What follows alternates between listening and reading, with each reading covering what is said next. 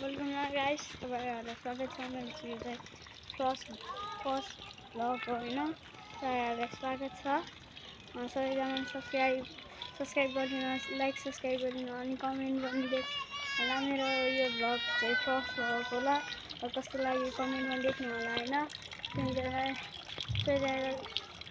मेरो चाहिँ म पढ्ने स्कुल चाहिँ हिलकण्ड हो अनि म चाहिँ धादिङमा बस्छु। मेरो यो धादिङको भ्यूहरू यस्तो छ। मेरो चाहिँ अहिले उमेर 11 वर्ष छ। अब 12 वर्ष लाग्दै खोजेको छ अनि मेरो परिवारमा चाहिँ 5 जना सदस्य छ भन्दै मेरो भ्लगलाई आज यतिमा राख्दै तपाईहरुले लाइक सब्सक्राइब गरिदिनु होला, सपोर्ट दिनु होला।